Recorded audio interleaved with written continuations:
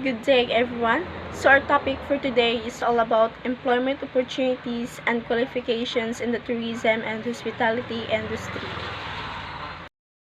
Learning outcomes. At the end of this chapter, you should be able to describe the available jobs in the airline industry, discuss the employment opportunities in hotels and motels, clarify the career opportunities in the travel agency, explain the job opportunities in the cruise line industry, be familiar with available jobs and the motor coaches, describe the career fields in the car rental industry, and explain the employment opportunities in the gaming and entertainment industry. Employment opportunities and tourism. So, tourism and hospitality industry creates diversified employment opportunities and different sectors like accommodation, food and beverage establishments, transportation services, travel agencies, tour operation companies, natural and cultural attraction. There are some of the jobs in airlines are: first is flight attendant. For example, is flight attendant performs several personal services conducive to the safety and comfort of airline passengers during flight. Example is greet the passengers, verifies the ticket, records destination and assign seats, explain use of safety belts, oxygen masks and life jackets, and also it serves previously prepared meals and beverages. Also flight attendant. Second is ticket agents, reservation agents, and clerk.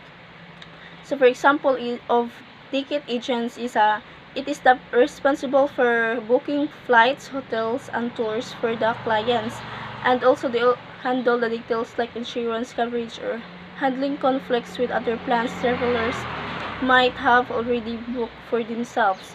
Then reservation agent is to provide booking and reservations services to customers and may also include servicing hotel rooms, airline tickets, rental cars, or cruise cabins.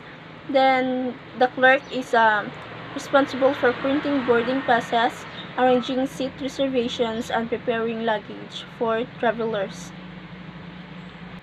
So third, airline food services. These meals are prepared by specialist airline catering services and normally served to passengers using an airline services or trolley. Then a flight attendant asks if you would like to order a drink. Order one and inquire about the meals on the flight. D is flight dispatcher. It is a coordinate all the activities on the ground at an airport to ensure the safe, quick, and efficient turnaround of aircraft from when they land to the time they depart. E. Operation agents, station ramp agents. These agents are also responsible for announcing arrivals and departures. And for example, in ramp agents is load and unload and move the baggage and cargo around an airport, both landside and airside. They also carry out inspections, hazard checks, and operate equipment such as stairs and bridges, and perform other duties. And for example of operation agents is patrolling and inspecting airport airfield, landslide and terminal areas for specific safety hazards, and also to maintain the problem. F. Sales manager and district sales manager. So for example of sales manager is it is responsible for hiring and firing, identifying where training is needed and providing it, and mentoring sales and assign sales territories. It includes creating sales plan and analyze data in order to make informed decisions. And meeting the sales targets of the organization through effective planning and budgeting. So, district sales manager is employed by the companies lead sales to lead sales team and ensure that a company sales objective are met. And also it is responsible for driving sales growth. Ang airline lounge receptionist mao nay tigdawat sa mga guest or passengers sa lounge area. Kani mga airlines lounge receptionist pod mao sab nay tig-serve nilag mga refreshment, mao na mga beverage and snacks. Nya responsible sab na sila manubag sa mga pangutana regarding sa schedule flight ug mga about sa terminal facilities. Next is flight attendant supervisor. Ang flight attendant supervisor mao nay mag-handle sa mga flight attendant. Magsulti unsay angay buhaton, sila naka-assign, nya tig-check sila sa performance sa flight attendant. Muna ang flight attendant supervisor. Ramp flight attendant. Muna sila mag-check if good to go na ba ang flight. Tig-check sa safety equipment.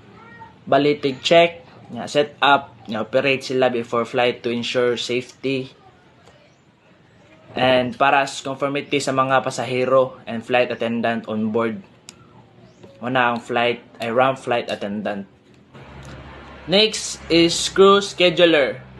Muna tighatag sa schedule sa crew members, tig-check sa schedule sa crew, tig-assign if kano sa ila flight, nga tig-track sa schedule sa crew members. Muna ang crew scheduler, bali taga kuan ba? Tarag schedule sa mga attendant, mga trabahante. Next is flight crew time clerk. Muna tig-monitor sa numbers of hour a day nga gatrabaho ang mga flight officers. Murag kuan tig-calculate sa total of work hour sa usa ka adlaw or buwan ba na ila oras or kinsinas. Bali mao po na tig-compile og record employee time and payroll data. Flight reservation manager. Responsible sila regarding sa concern or problema sa mga client. Nya mausab na sila maghatag og mga policies. Nya tarag process sa concern sa mga client mo na ang flight reservation manager. Gate agent. Gate agent assists passengers and checks flight tickets at entrance gates or studios when boarding or disembarking airplanes or commercial airlines and examines passenger tickets to ensure that passengers have correct flights or seats or direct passengers to correct boarding areas using passenger manifest, setting charts, and flight schedules. Ang gate agent ay mauni sila ang magsusuri sa mga nagpa-flight tickets kapag may sumasakay o bumababa ng eroplano. At para din ang mga pasahero ay may tamang upuan o flights. And gate services supervisor.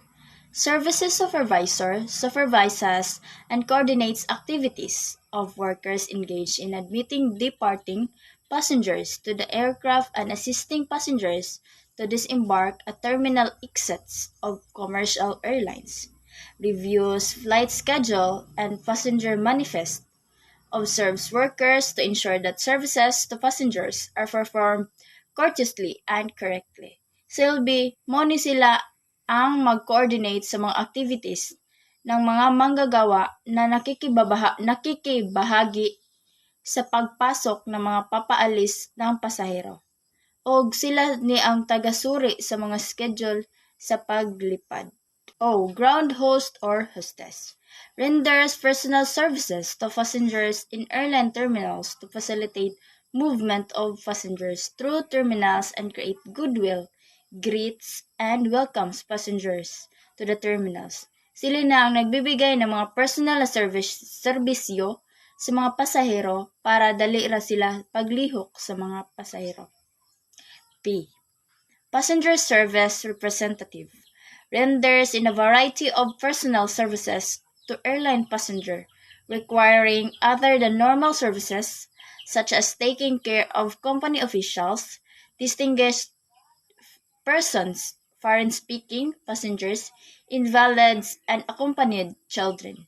So, sila ni ang magbibigay personal na serbisyo na nangangailangan ng normal na serbisyo tulad ng pag-aalaga sa mga official na kumpanya. Q. Reservation agent makes and confirms reservations and routing for passengers on scheduled airline flights, arranges reservations and routing for passengers at the request of ticket agents or customers using timetables, airline manuals, reference guides, and tariff books. So, sila ni ang nag-ayos ng reservation ng mga pasahero at pagruruta sa mga kailangan ng mga pasahero. R. Senior reservation agents supervises and coordinates activities of workers engaged in reserving set space for passengers on scheduled airline flights, assigns workers to tasks in accordance with abilities and personal requirements, observes work procedures, monitors telephone calls, and reviews completed work to ensure adherence to quality and efficiency standards and to rules and regulations. So, sila ni ang mangangasiwa at mag-coordinates ng mga activities ng mga manggagawa na nakikibahagi sa pagreserba sa mga upuan. At sila sad ni ang magtalaga ng mga manggagawa sa mga gawain. Yes, ticketing clerk. Ticketing clerk complies and records information to assemble airline tickets for transmittal or mailing to passengers. Reads coded data on booking card to a certain destination, carrier flight number, type of accommodation, and en route stopover select tickets, blank invoice, and customer account card. Compiles computers, records identification, and fare data using tariff manuals. Then C. Aircraft log clerk. The aircraft log clerk keeps records of usage and time intervals between inspection and maintenance of designated airplane parts, compiles data from flight schedule, computes and posts of amount of time airplanes and individual parts are in use daily using calculating machines to maintain part files for individual parts with notation of the time used and facts taken from inspection records. U. Airport attendant. The airport attendant periodically inspects buildings and hangars to detect fire hazards and violations of airport regulations, to examine the firefighting equipment, to detect malfunctions and fill depleted for fire extinguisher. V is a flight information expeditor.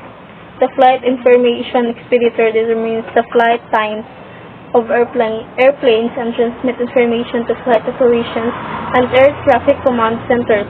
Evaluates data such as weather conditions, flight plans, ramp delays, and en route stopovers to determine arrival and departure time for each flight using aids such as weather charts, flight rules, and compute.